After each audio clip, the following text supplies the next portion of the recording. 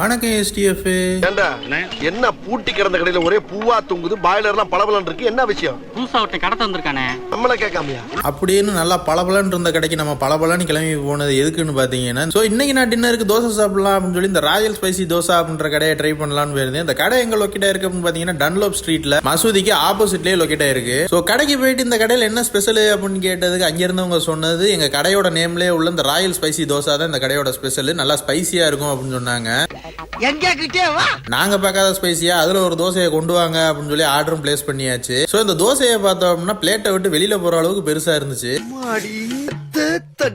இதுக்கு நமக்கு 3 சைடிஸ் கொடுத்துருந்தாங்க, சாம்பார், கார சட்னி, தேங்காய் சட்னி கொடுத்துருந்தாங்க. சோ இந்த தோசைக்குள்ள பாத்தீங்கன்னா ஒரு ஸ்பைசி மசாலா அப்ளை பண்ணி வச்சிருக்காங்க. இந்த மசாலாவோட டேஸ்ட் எப்படி இருக்கு அப்படின்னு பார்த்தோம்னா சில்லியும் கார்லிக்கும் கலந்த மாதிரி இருக்கு. சோ இந்த தோசை நான் சாம்பார்ல தொட்டு சாப்பிட்டேன், டேஸ்ட் தரமாவே இருந்துச்சு. அதே மாதிரி கார சட்னில தொட்டு சாப்பிடும் போதுதான் இதெல்லாம் ஒரு காரம்